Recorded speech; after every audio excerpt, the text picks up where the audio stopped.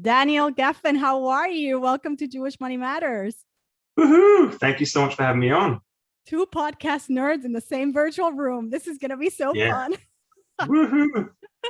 I don't get to spend time with people who are so obsessed with podcasting as I am, although I have to say you're probably on another league. Not only did you host a show for over 4 years, I think, but you also have two media companies related to podcasting. You're the founder of Pod Booker of Gefen Media Group. You help authors and influencers and leaders get booked on podcasts, and you help people like myself find the perfect guests for their show. So you, like I do, believe in the power of podcasting. This is going to be fun. I want to start with that. Why don't we get started with, on a personal level, Daniel, why podcasting? Like, what brought you to that business niche? It's Sure. not, there are not that many of us in the world. Before we do, I want to make sure that the sound is okay, because I hear you coming out of my laptop. So you're not hearing yourself, are you? Because I don't want to mess up the audio here. Nope. That would be I don't pretty hear bad. any echo. We are good. Okay. I hear you perfectly. Okay. All right, sweet. So how did I get into podcasting? So it's actually quite a funny story. About 6 years ago, I was playing tennis. I had just made Aliyah, just moved to Israel with my wife, and we had 3 kids at the time, and now we have 5, Baruch Hashem. And I got this phone call from a guy called Nachum Kligman. So I don't know if you know him, but he had a podcast called The Frum Entrepreneur. Okay. And yeah, he's going to thank me for plugging him. Love you, Nachum. Anyway, so he calls me up. I didn't even know him at the time. And he said, hey, Daniel, I heard you have an interesting business story. I'd love to have you on my podcast. And I'm like, what's a podcast?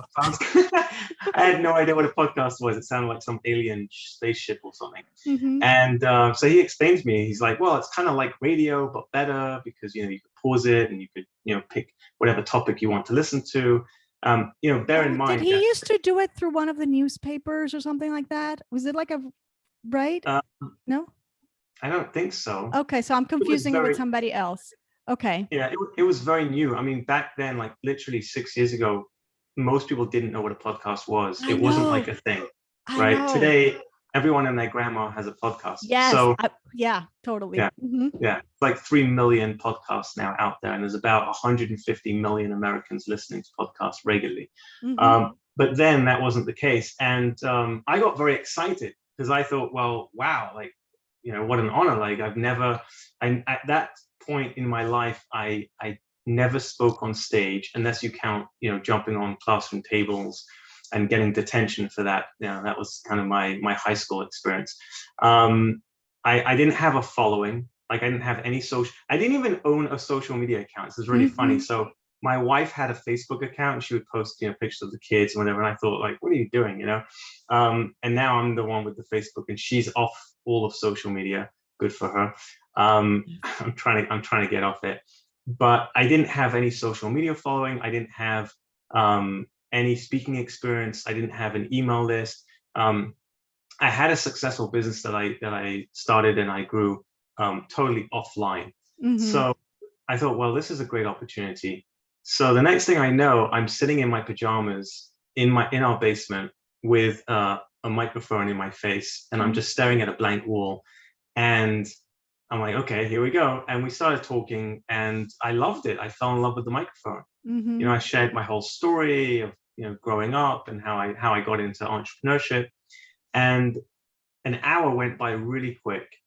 And I thought, wow, that was so much fun. And at the end, Nachum said, thanks so much for being on the show, Daniel. And I said, well, thank you so much for having me on the show, but I do have, one question for you. And he's like, sure, what is it? I said, besides for you and your mother, who else was listening to this? I feel like I'm just talking to you and like a few of your family members, And he goes, well, Daniel, you'll be surprised to know that there were over 1,000 people listening. And I fell off my chair. I'm like, what? Did you just say 1,000 people? He's like, yeah. I'm like, where are all these people?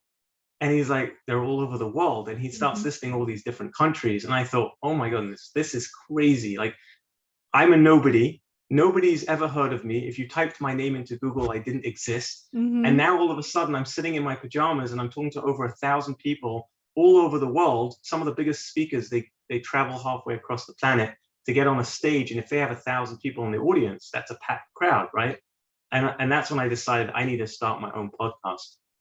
So the podcast came first before the media companies. Yes, 100%.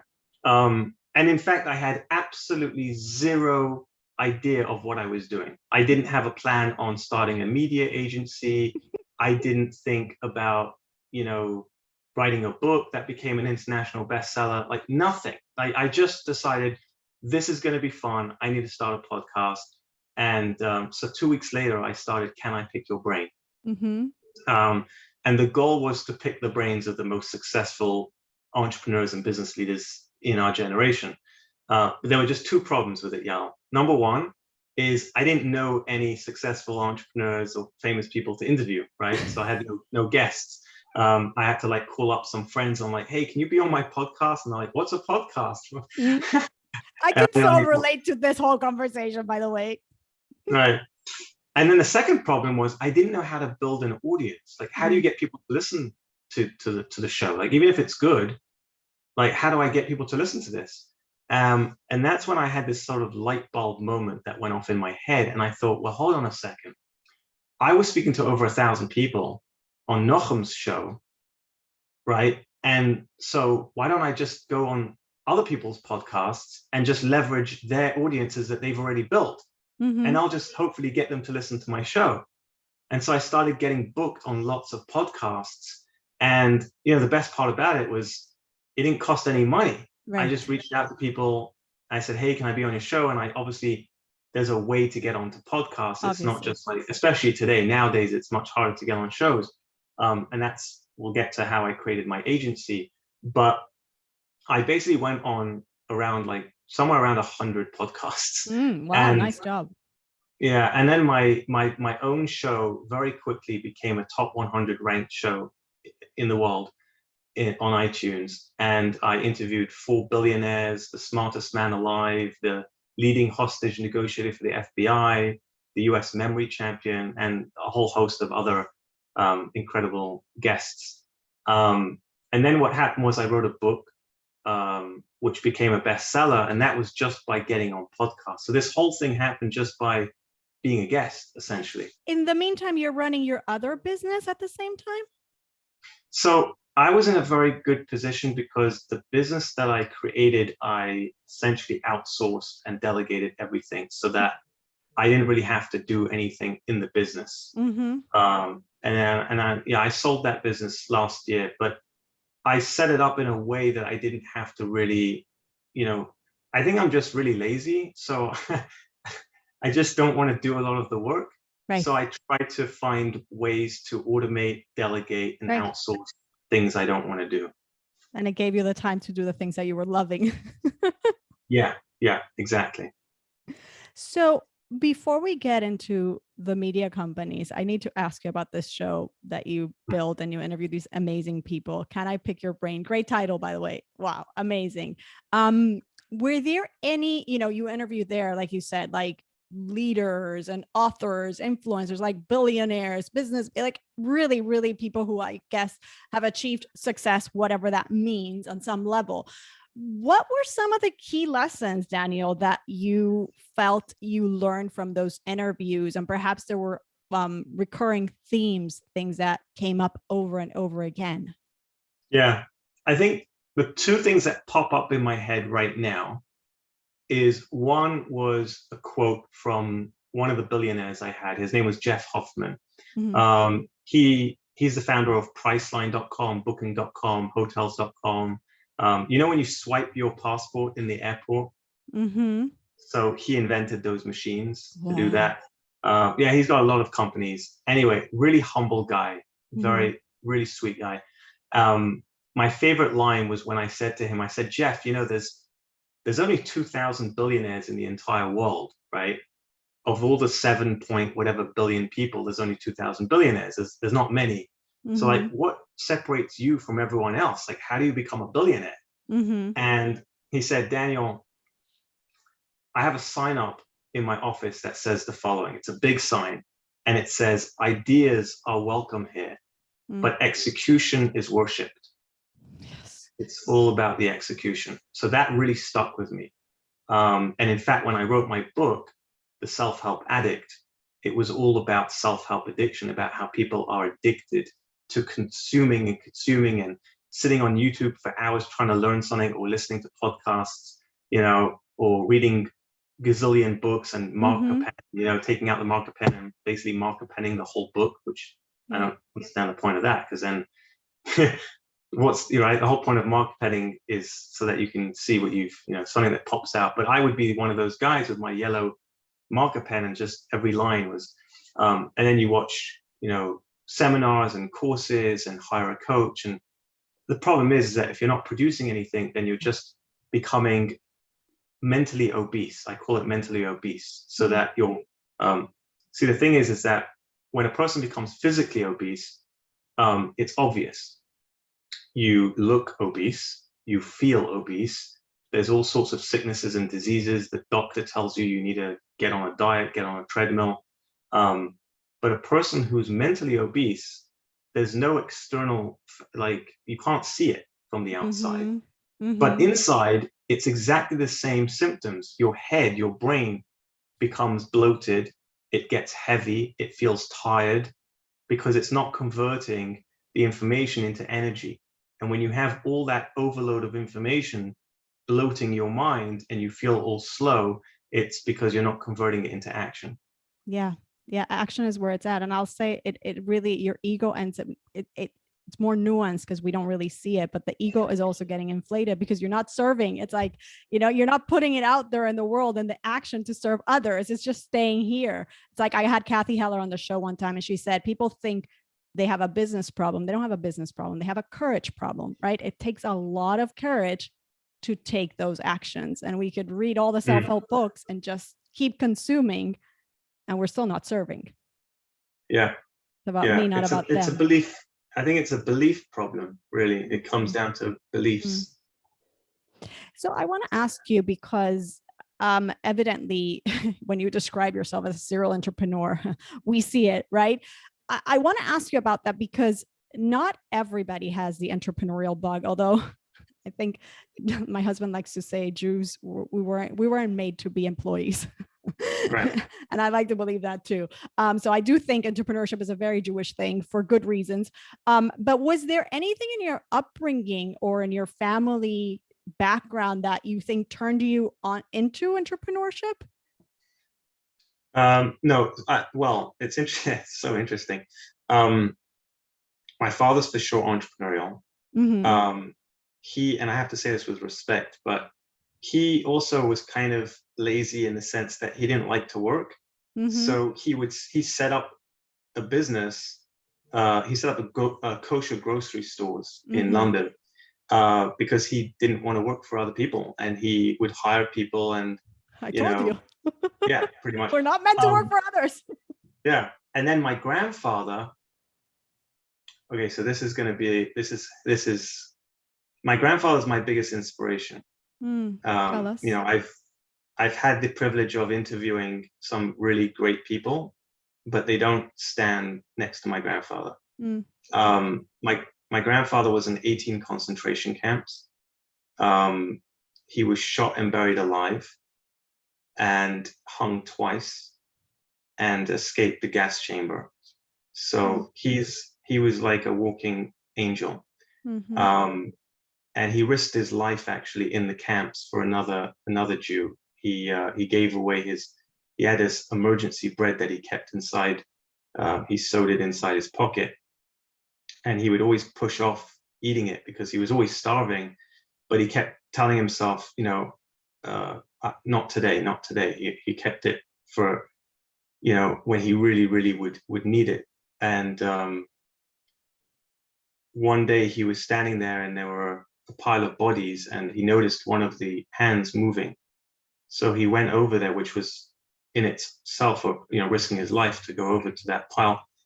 And he pulled this man up, and the man looked up at him and said, I can't, I don't have strength to stand. And he took out that piece of bread, that he had, and he gave it to him. And at my grandfather's shiva, my father was sitting shiva, a woman came over and said, my father sent me to thank you. And my father said, who are you? And she said, your grandfather saved him. So yeah, I'm getting a little bit emotional talking about it, but he came out with nothing, like absolutely nothing. When we think about, like, our phones, batteries low, or the Wi-Fi's, so we complain about little things. Like my grandfather he watched his parents get shot in front of him and all of his siblings. He had no family. He didn't speak the language of the country that he escaped to. He was only 18 when he came out, and he didn't have any skills or nothing. And so he had to build himself up, and he became a multi-millionaire. Absolutely incredible. And he gave away all of it to tzedakah, to charity. He was incredible human being. Wow. What kind of work did he end up doing? What businesses did he start? So from what I understand, he started out with like currency trading. And this is before the internet. He had like a phone, and he would pick up the phone and he would call his broker and he would say, buy dollars for whatever it was, or sell this. Like he learned to understand how the currency of the world fluctuated. Obviously there were a lot of other jobs that he did before that, but he ended up doing that. And then he ended up building a hotel in Lugano in Switzerland. It was the only kosher hotel in Lugano. Wow. And we used to go there once a year. And every time I went there, he was in the kitchen chopping up vegetables and meat and preparing the food. And that's where he wanted to be. And I was wondering, like, why would he start a hotel? Like, why do that? And I realized it's because he wanted to serve people. He enjoyed serving people. He would stand there with a huge smile. He was a very short man, but he had this huge, massive smile always on his face. He loved serving people and having guests. And that's what he did until he was in his old age. And then he sold it and retired in Israel, moved to Israel. And he had millions of dollars in his bank cash and gave that away to charity. And when you said that he wanted to serve people, I go back to this principle time and time again on the show. It is the fundamental of business. Business is about serving others, and the money follows proportionate to that. The more you can be of service, which really brings us to your passion for podcasting, because, I mean, this is my perception. Correct me if I'm wrong. What you've been building in terms of your both media companies is allowing other people to have a voice, to be of service, to be able to amplify their message so that they can serve more, bigger, better, right? So there is that. I don't know that you realize that, but I see there just something that probably you inherited from your grandfather, like that passion for serving, for allowing people to shine, to. Yeah, I mean, what really drives me is my wife. That's the truth. I love serving people, and that's really important in any business, right? Because you got to put customer first. But I think what's really, really important is for a person to dig deep into what motivates them. Because money, I can guarantee you, money is not enough of a motivator. Especially once you start making enough money to really pay the bills and you're comfortable. So then you need something deeper to really drive you forward. Yeah. I think when I talk to Hashem, when I talk to God, I don't really ask for me. I ask for my wife. I say, I don't deserve anything. I don't know. I don't think I deserve anything. But my wife does. She's a very special woman. She put up with me for 15 years, So, everything I do, and that really motivates me when I know that, first of all, my wife, her belief in me, as an entrepreneur, having someone that believes in you is so important, Yes. because I grew up where I was bullied severely in high school. Um, Really? yeah, massive. I suffered from emotional abuse on a daily basis. And I hid it inside. I was on the outside very much a class clown, extrovert. I looked like I was totally confident, but I was silently suffering. And and to be honest, like, until I got married, um, I had a very low self-esteem. I had to really build myself up. Mm. And having someone like my wife, who really believed in me, um, helped me to be the person I am today. Um, you know, I think that's the most important of anything. Of all the, you can hear all the tactics and all the different advice, and you could read all the books about how to run a successful business, but it really comes down to belief. I really do believe that if you believe that you can be successful, and if you believe that Hashem, that God, that the creator is the one that provides everything, then you're going to be successful. Nothing will stand in your way. Yes. And on the flip side, you can have all the skills and all the tactics and the knowledge. It won't do anything. Like, if you don't really believe in yourself, and if you don't believe in what you're offering, and you don't believe that there's a creator who provides everything for you, then it's success is very limiting. Yeah. And I wonder if you had any of these conversations with your grandfather. I didn't, unfortunately. I wish I did. He didn't speak English, so that was a bit of a problem. My Hebrew wasn't so good. Mm-hmm. But just seeing him, just watching him was enough. And I think that belief runs in the blood, in your blood, and your actions. For me now, my main goal is to be an inspiration to my children, and hopefully my grandchildren, by showing, not by telling them, but by showing them that I have belief, and I try to instill belief in them, because that's the greatest gift you can give your children, is self-belief. More than anything else, you can give your kids money, they'll just spend it and waste it very quickly. You could teach your kids skills, which are great, but skills could change, and look at the world. I mean, we're evolving so fast, technology. Who knows what's going to be, what jobs. Yeah, exactly. Look at who us. knows? Nobody trained us on this job. No, I didn't exist when we went to school. I still don't know what I'm doing, Exactly. But if you give them the gift of belief, Yeah. then you've given them the greatest gift you can give them. Yeah. And it's those two things, as you very well pointed out. It's belief in yourself, in your inherent good and ability, and believe that there's a God that has your back, that will allow you to succeed. Yeah.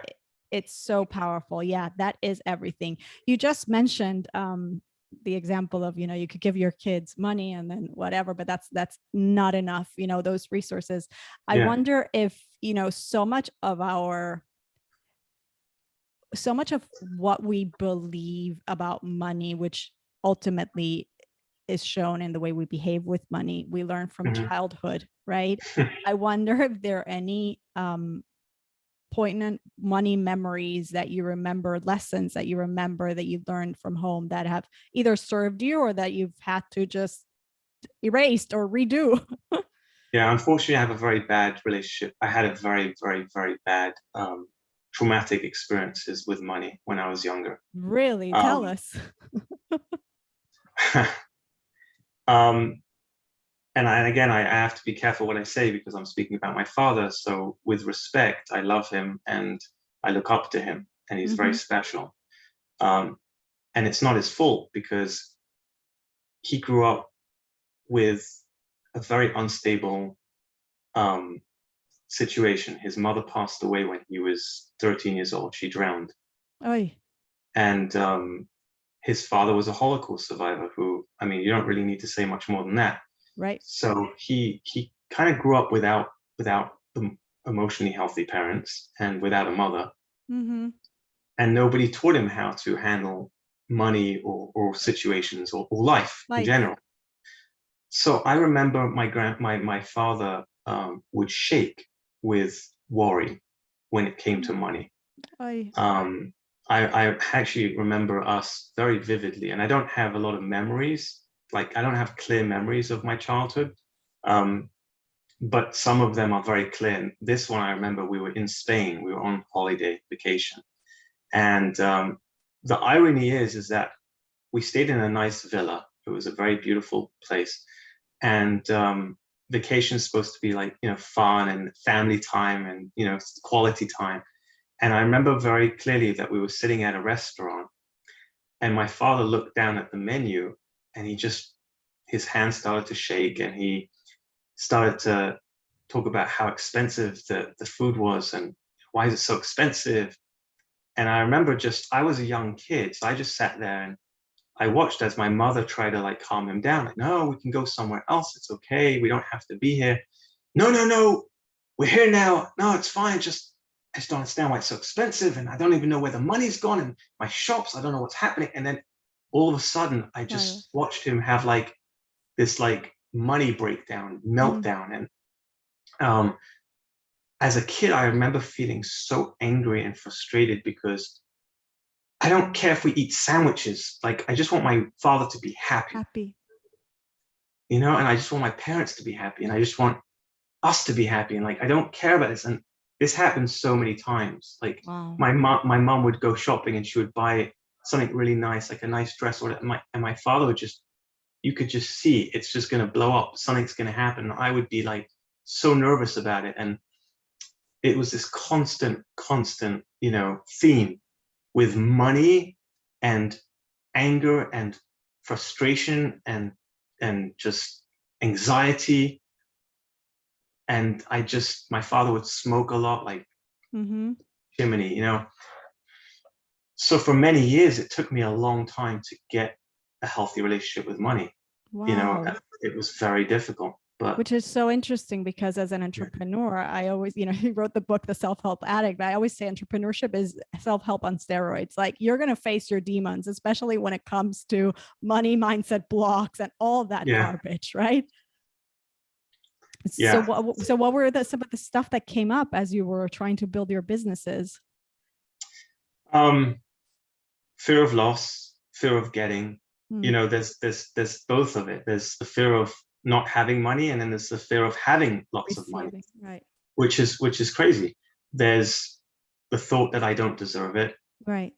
I remember very clearly I was in LA. We were living in California. I remember being in a very nice restaurant, and then someone from the street came in and was collecting the cans, from the trash, like the leftover cans, so that he could recycle it and make some money. And I just remember feeling very uneasy. And why do I sit here like a king eating a nice steak, and then there's this guy coming in and can barely afford a steak, and so I that was very hard for me. And being waited on, like a waitress or waiter, like serving me, like, why do I get served, So that was that money mindset. There's the fear of losing all my money, which happened to me. I went broke 3 times. And when I say broke, I mean like I couldn't pay rent. I couldn't pay for Pesach food. You're pretty young for 3 times, Daniel. Yeah, I know. It's well, yeah. Like, but those were very humbling moments for me. And I learned a lot of lessons from them.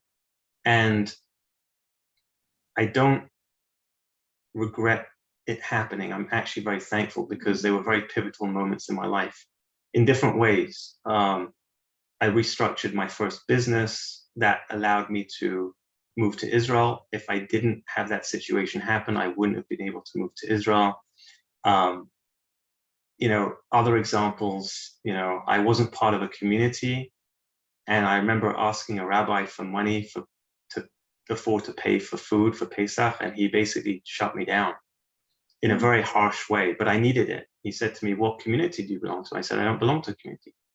He said, "What shul do you daven at?" I said, I kind of go to different shuls, you know. He's like, "So you didn't invest in the community, so why should anyone help you?" Wow. And I remember he hung up the phone, and I was sitting in my car, and I burst out crying, and I made a promise. And I remember I said, "Hashem, God, I believe I'm going to come out of this. You're going to help me out of this, and when I get out of this, I'm going to help a community." And I can tell you that a few years later, on Erev Pesach, someone reached out to me and they said,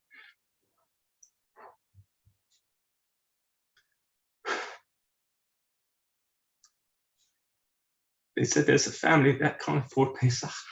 They can't afford food." And I said, "I'll pay for it." And I supported that family. Excuse me. I said, and I supported that family. And I said, I'm giving back. You know, someone might be listening to this and they might be going through hard times. But the hard times is what builds us. Yes. They make us stronger. And I made that commitment because I fell on that hard time, and I know what it's like to be broke. I know what it's like to not be able to pay. And I think that's really important because it really humbles us.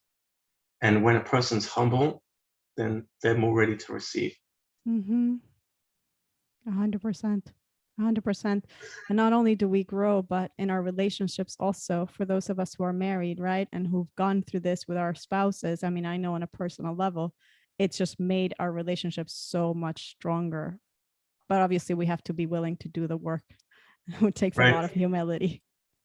Yeah. It's wow, it's crazy. I mean, it's so important what you just shared, because you know, it's interesting. It comes from you who, like, you've talked to all these people who build this success and all that. And I probably I'm guessing that when you heard some of those stories, there were similar anecdotes of it wasn't all unicorns along the way. oh God, most of my guests, I mean, I had a guy who his father, when he was 8 years old, would throw him into dumpsters to get food for dinner. He was a Russian immigrant. He would be bringing home scraps from the restaurants. Today he owns a chain of gyms, and he's a multi-millionaire. And you know, obviously gives back. I had another guest on my show who his parents were drug addicts and alcoholics. His father held a gun to his sister's head, and he had to put his finger in the trigger to stop his father from shooting his sister. And he was the only child in that family that didn't abuse drugs. And he went to work in a restaurant, sweeping floors and cleaning tables. And the owners of the restaurant were an old couple who really took a liking to him. And when they retired, they told him that they wanted to sell him the restaurant. And he said, I can't buy this. I don't have enough money. And they said, "No, we want to give it to you, and you could just pay us back like over time." He ended up owning, I think, about 40 different restaurants. He has a whole chain of restaurants. Today, hugely successful. So there's a lot of stories like that. And it's important to, you know, to look at the backstory, because we look at people on Facebook and Instagram and we see the successes and we see, wow, look at, you know, this guy and look at that, you know, woman, and look how they've, you know, made such a success out of themselves. But I guarantee you, if you look far enough back, they struggled, you know, they started somewhere. Yeah. It's really important to look at the backstory. 100%. And there's also an important point here about the responsibility the individual responsibility that we have to do the work. Like there's no excuses. The external circumstances, as you said with your grandfather, as you know, yourself, these individuals, even your father with all the trauma he experienced being a child of Holocaust survivors. And you spoke it beautifully, because the truth is that generation, we have no word, we can't judge that generation that came from. But anyway, there's that sense, and we have to internalize this idea that the external circumstances are never an excuse. If anything, we have to know that they're an opportunity, and we get so caught up in complaining. Like you said before, we have such comfort, right? And yet we're complaining about inflation and this and that. Like, people, get over yourselves. What do I need to do to make a better life? Why is this challenge coming my way, right? Where's my mental hang up that I'm not getting more clients, or that I'm not negotiating with my boss, or that I'm not writing that bestseller that I wanted to write? Like, what is going on? And yet we're still focusing on the cost of this and the that, like, right? It's so much easier, because it's very easy to point outwards. It's very hard to work on the inner, through the real work, the inner work. You know what I think? One of the biggest problems that I struggled with, and once I shifted this, it shifted a lot. Everything shifted for me. Was the difference between chasing and attracting. Let's hear it. Well, so desperation stinks, and you could smell it a mile away. Yes. And this is whether you're dating, or whether you're trying to get money, or you're trying to sell something to someone. You smell it, right? A girl and a guy, for guys, and I had this, I'll share this story really quickly, but when I first met my wife, I fell in love with her straight away. Although love is not the right term, you know, infatuation is more appropriate. But I wanted to marry her, like, you know, straight away. And of course, she sensed that desperation. It kind of turned her off, you know. But I guess I charmed her enough to be able to continue dating me. And we were dating in Israel, and she needed to go back to California. And I'm a London boy. Like, I don't know anything about America. I got on a plane and went to America without knowing where I'm going to stay. And I literally crashed at like 4 different families, you know, because I outstay my welcome, and then I'd get kicked out, and then I'd stay by another family. I was just determined that I'm going to marry this girl. Wow. And I remember we were going out on, and I turned around to her, I said, you know, Lauren, what's holding you back? And she said, I don't even know what it is, but I just feel like you're too good. And I said, are you crazy? What does that even mean? Like, what do you mean I'm too good? What, do you want me to, like, be bad? Like, I don't, what does that mean? She's like, I don't know. I just feel like you're just too good. So I'm like so confused. It's like typical guy problem. Like, what the heck is she talking about, right? For all you guys out there. And by the way, 15 years later, I still don't know what she's saying. I'm kidding. I mean, to a degree. I went back to, I remember sleeping in my bed that night, tossing and turning, trying to figure this out. Like, what does she mean? Like, I'm a pretty good sales guy, and I'm trying to understand, like, what does she want? Like, it's too good? Like, what? And then it clicked, and I realized what she means by too good is it's when something is too available, right? When you could just have it when it's too good. So like, I don't know, I don't need it. And the desperation is putting her off. It's the it's, you know, it's wanting it too badly. And so I played this little game, which I was very nervous about. But I remember Motzei Shabbos, Saturday night, she called me up. I didn't call her. I waited till she called me. And she's like, hey, how you doing? I'm like, I'm okay. How are you? And she's like, oh, I'm good, you know, da, da, da. And I'm like, listen, Lauren, my heart was like beating out of my chest at this point. I'm like, I don't think we should continue dating. She's like, what? Are you kidding me? I was like, yeah, I don't think it's going to work out. Like, I feel like I should just go back to Israel, and I'll just date other girls and you date other boys. She's like, what do you mean? I thought, like, why? I was like, I just feel like we're wasting each other's time. She's like, no way, come on. I was like, yeah. And then she said, no, let's just go out one more time. And I said, okay, fine, we'll go out one more time, but on one condition.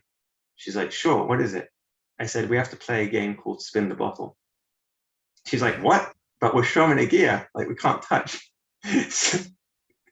So I'm like, no, it's a different, I put a twist to the game. Basically, we're going to write down questions and we're going to put it in a hat. And then we're going to spin the bottle, and whoever the bottle points to, they have to answer the question. She's like, oh, cool. That sounds like such a great game. So we went to the beach and we sat down, we had a little picnic, and we both wrote down, and I told her we have to write down like the deepest questions we have for the person that we want to spend the rest of our lives with. Like, what would be the most important questions you'd want to ask? And we wrote them down, and we played this game. And by the end of the game, she looks up and she said, I'm ready. Wow.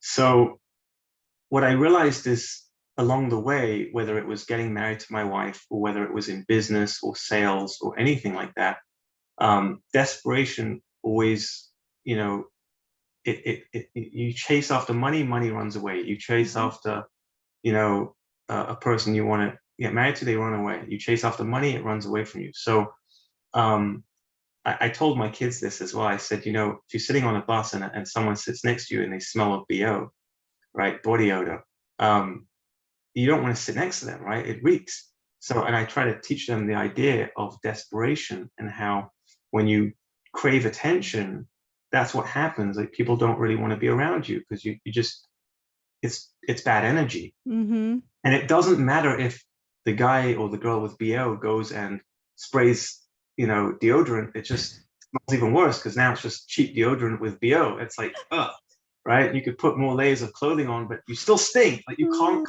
cover it up. And so you have to replace desperation with attraction. Yeah.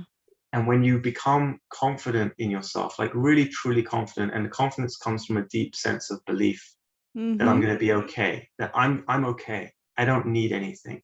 And that Hashem, that God has everything for me and I don't need anything. And when you walk into a room or when you get on a sales call, when you run your business, when you walk into an interview with that belief, wow, you're the most attractive person there. Yep. 100%. You're invincible. Really. Yeah. And that's why, by the way, going back to the podcast thing, when I got on podcasts, I realized that I was attracting people to me. And that's how my whole business started. That's how I was able to get clients without having to chase clients, because I was just sharing my story. I wasn't selling. I wasn't pushing anything. I was just sharing my story. And by sharing my story and my journey with people, they just instinctively said, I want what he has. Yeah. Right? You ever listen to someone or, you know, on a podcast or on a YouTube video or read a book and you go, I want what they have, right? You're going to want to hire them, not because they sold you, but because they shared energy. It's an energy and you can sense it. 100%. You know, I've hired people who, the reason I hired them was because I didn't sense that urgency, right? Whenever I get on a call that someone's trying to sell me and there's an urgency, there's a sense of desperation, I just want to get off the phone call. I don't want to work with them because you're clearly not successful. If you need me that badly, if you need me to give you money that badly, then something's wrong. You ever have someone who wants to sell you something and they're like, okay, half the price. Okay, I'll give it to you a fraction of the price. Just take it now. Whoa, something's wrong with this thing. Like there's something wrong with it. Like if you're selling me a car at half price and you're desperately trying to get rid of it, I'm worried. Yeah. Right. Yeah. So this actually brought me to this idea. You know, you called the podcast, Can I Pick Your Brain? I want your opinion on this because evidently, you know, there's some best practices when it comes to approaching someone for advice, right? And we all love to serve, but it's been said that Can I Pick Your Brain is probably not the best approach, often not the best approach. What do you think about that? Yeah, I agree. The reason why I called it Can I Pick Your Brain was for the people that want to pick other people's brains, not for the people that are getting their brains picked, right? Right. So it worked for my audience. But yeah, I mean, the best way to get, if you want something from someone, is to really see what they need first and try to give it to them. And that's how you're going to get them to really want to help you. Exactly. And also, I just feel like putting yourself out there whether it's getting on podcasts or writing a book or putting out videos or whatever it is, but by putting yourself out there, naturally people are going to want to work with you and they're going to want to learn from you. I feel like sometimes we try too hard to find a guru that we could follow and like, teach me, give me the secret. Like, you know, they don't have the answers. You do. Like, sit with yourself, go to the forest and sit with yourself. Like, find a quiet space. Like, I have a quiet space near my house where there's a little bit of water, like a little waterfall thing, you know, and nature. And I sit there and I take a notepad, and at first I just sit quietly and wait and just to hear what thoughts come and the divine download. Yeah, you have everything. You really do. Every single person has the answers deep down inside, and you have to learn to trust that quiet voice inside instead of trying to find it outside. It's not outside, it's inside, and you just have to drown everything out. The problem is that everything's so noisy these days. We're so busy on our phones, and we're scrolling through social media, and we're listening to this and listening to that and watching that, and we're just not allowing ourselves to trust the greatest friend we have, which is that person called you. Like, you are the best friend that you can have. You're the best motivator, you're the best coach, you're the best mentor. And yes, I'm not saying you shouldn't, you know, hire a mentor. You can, but it should be so that they get you out of your own way. That's really the biggest goal. Yeah. We go back to the action piece, right? Right. At the end of the day, you got to take the action. Right. So tell us about Podbooker and tell us about Gefen Media Group, because these are very exciting companies, both serving a similar niche, similar needs, but on different ways. So tell the audience what you're doing there. Okay, so Gefen Media Group was essentially, is, I should say, an agency that I created.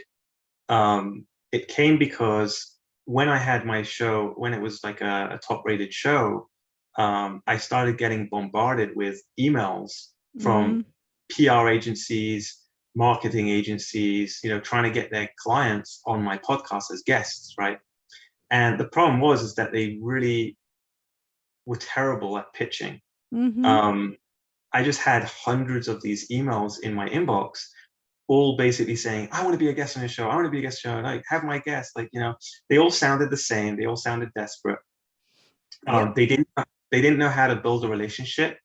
So they clearly didn't do their homework, and they didn't like spend time trying to get to know me. They just were like, bah, you know, and they didn't know how to position themselves or their guests or their clients in a way that made them sound interesting for me to have them on, right? If you're trying to get on the biggest podcasts, they are extremely selective on who they have on their show.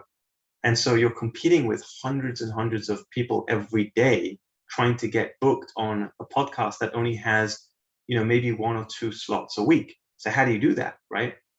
Now, you can get on small shows very easily, but the problem is that most of them are, you know, not big enough, and you know, it takes a long time to start building yourself up to get on the bigger shows.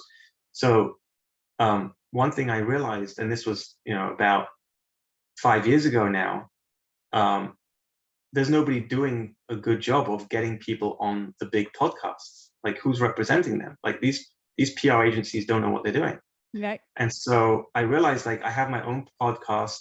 It's a top-rated show. I had interviewed, you know, over 200 people, been a guest on over 100 shows, have relationships with all these big podcast hosts. So I know how to position people in the right way, and I know what a top-rated host wants in a guest, and I have those relationships, so I have backdoor access, and that's how Gefen Media Group was born. And since then, we've worked with many, many different clients, I would say hundreds by now, and we've got them booked on the biggest podcasts. We pretty much guarantee placement on 12 of the top 250 ranked shows within a 6-month period. Wow. We've built a very good reputation to the point where the biggest book publisher in the world, HarperCollins, called us up a couple of months ago and said, we want to partner with you. I was like, what? You want to partner with us? And by the way, this is exactly what I mean by attraction. I did not call them, they called me. So when you're able to really put yourself out there in a non-desperate way, yeah, then you get people like the biggest book publisher in the world calling you up saying, we want to partner with you because we want our authors to be on the biggest podcast. And, so that was a huge win. We also worked with Stephen Covey's company. So Stephen Covey's author of The 7 Habits of Highly Effective People. And we worked with them. We've worked with some really big authors, and we've worked with authors that nobody's ever heard of. But, we've got them on the biggest podcast because we have a very clear strategy in how we do it. And I've built the relationships over time. And it's really all about, how to position yourself in a way that makes you extremely attractive to the hosts. yeah. So that's Gefen Media Group. And then the reason I launched podbooker.com was because I noticed that there were a lot of people that couldn't afford to hire an agency like mine to do it for them, because we have a fully done for you service. And I wanted to help a lot more people. So I created the platform Podbooker to essentially help people who had a low budget and wanted to do it themselves. I also recently created a course. Oh, because tell us. because what I found was that people went on the platform and they just didn't know how do I pitch? Like, how do I pitch a host to get accepted on the show, right? How do I find the right podcasts? Like, there's so many, there's over 3 million now. How do I find the right podcast? Even once I get accepted, like, how do I convert the listeners into clients? How do I get them into buyers? How do I leverage the podcast appearances to get the most out of that? How do I create a bio speaker sheet? So there were all these questions. And so I thought to myself, do you know what? I'm going to sit down and I'm going to document everything. Yeah. So what my clients pay me thousands of dollars for, I created an online training course where I walk you through step by step everything that we do for our clients, and that you can pretty much do yourself. I literally just put it out.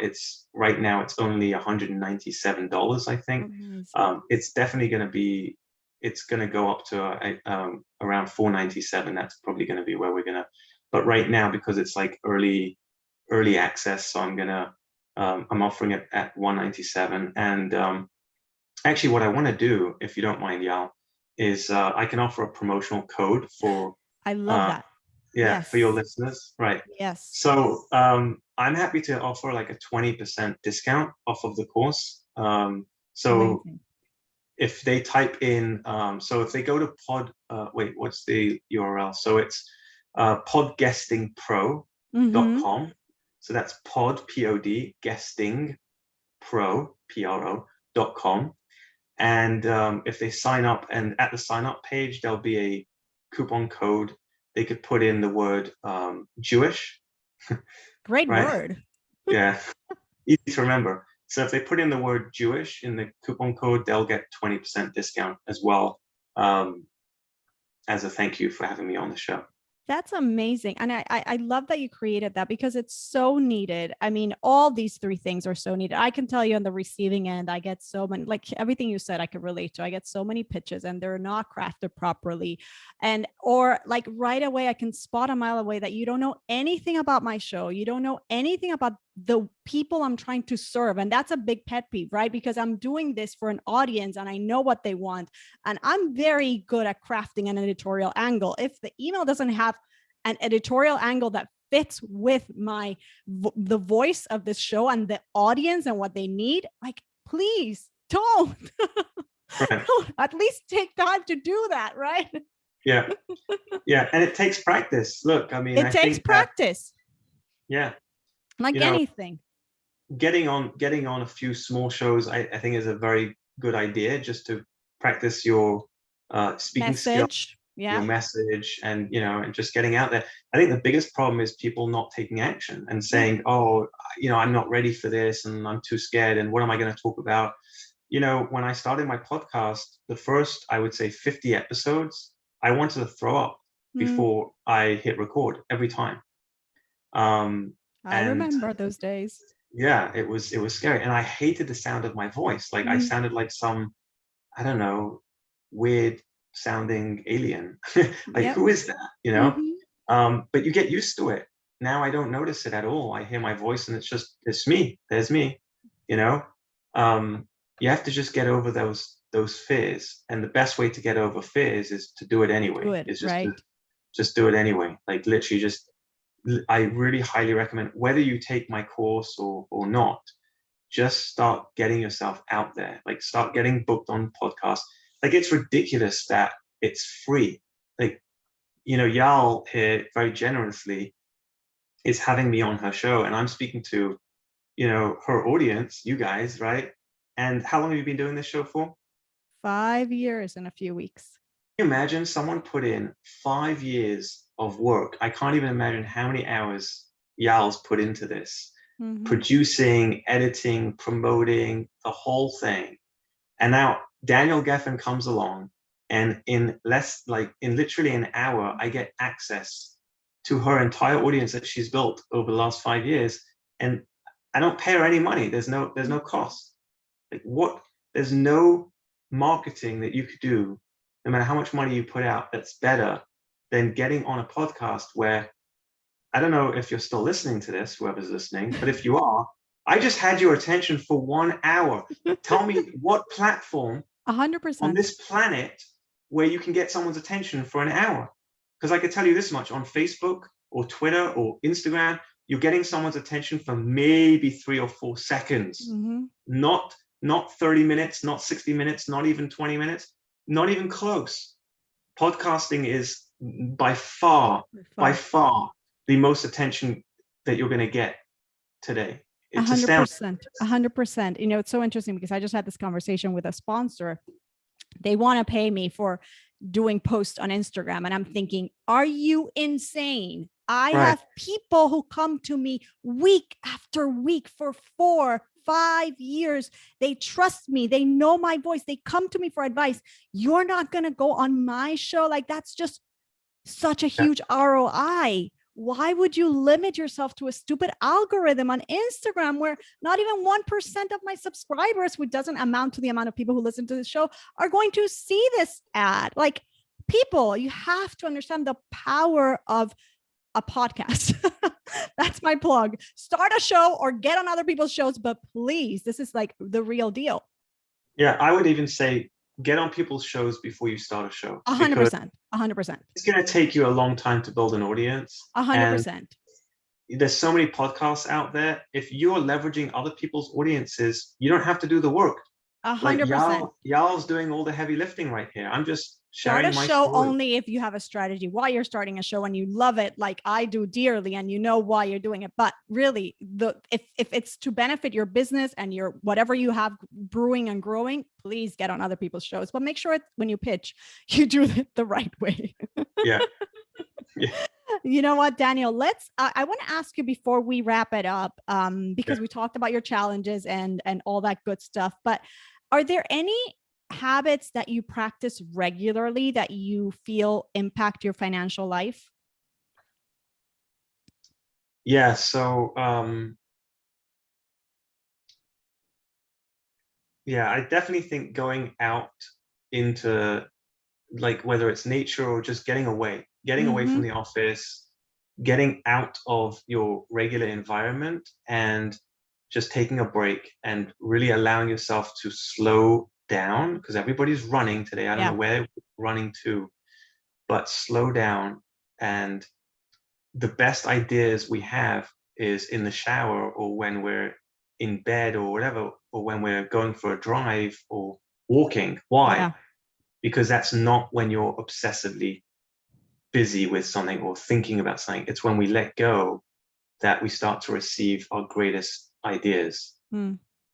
And they can be worth a lot more than anything you're going to find in a social, feed or trying to figure it out by bashing your head against the wall. And, it's just, that's I think one of the best advice I can give is create a habit of setting time to really be quiet and alone somewhere where you can really allow your best ideas to come to you. Yeah, no, I totally agree with that. So true.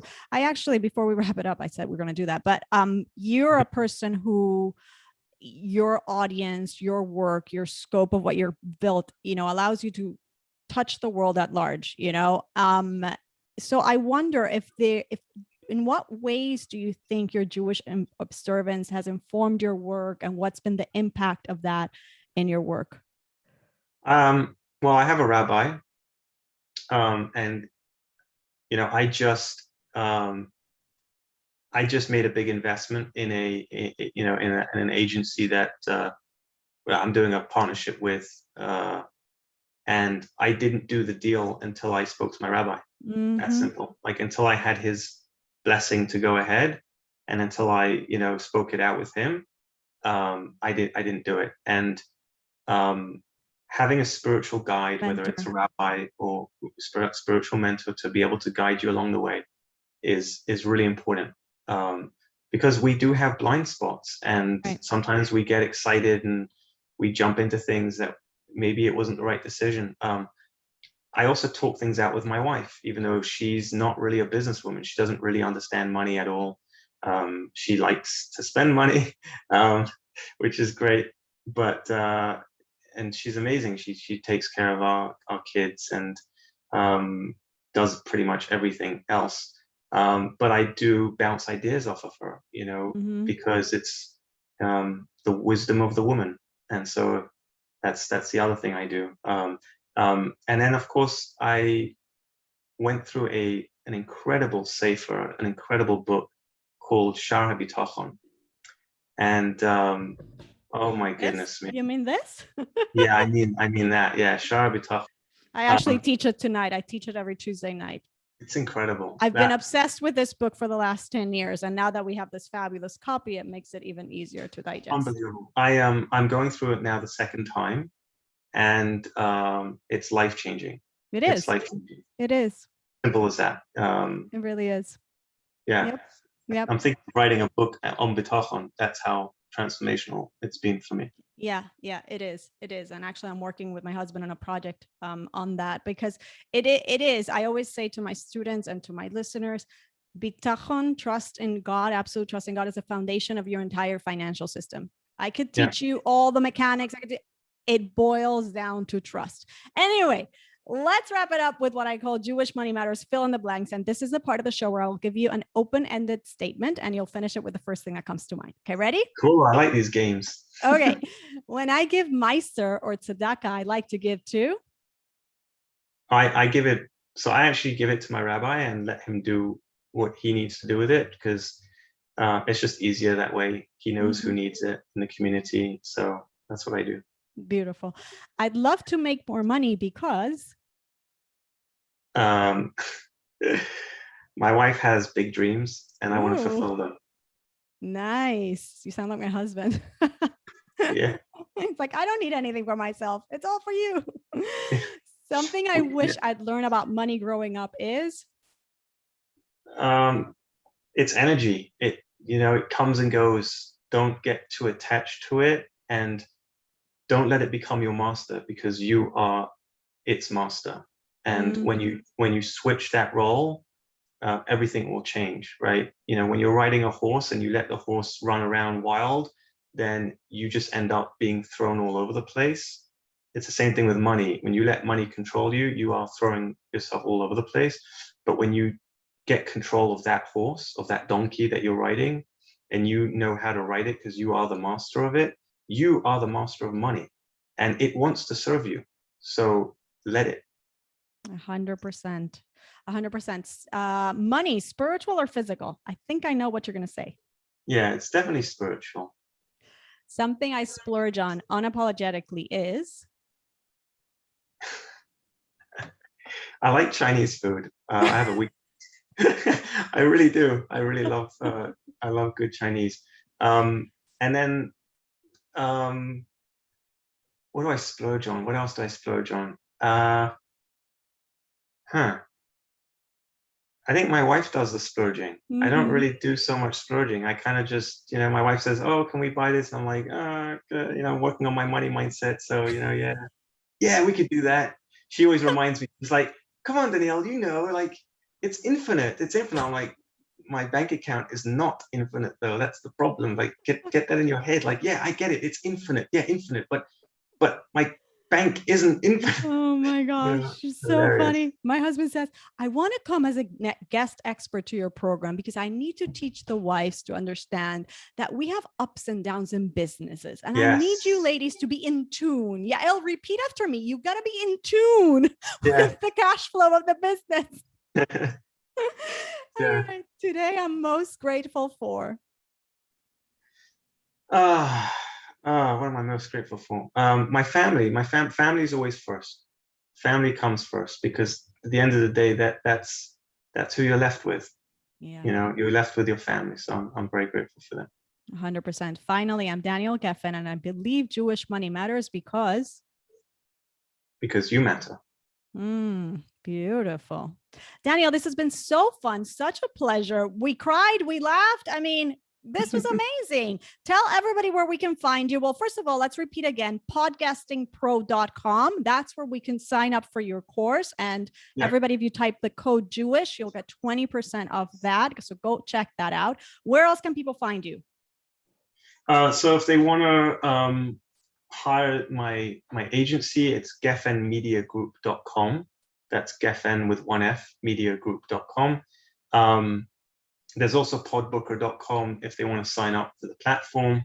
And Daniel Gefen, if you just want to find interviews that I've done, you could just type my name into Google and you'll, or into a podcast, whatever podcast platform you're listening to right now, you can type my name in and you'll find other things I've done. Amazing. Thank you so much, Daniel, for this interview. It really was a pleasure. Thank you. Thank you so much, Yael, for hosting.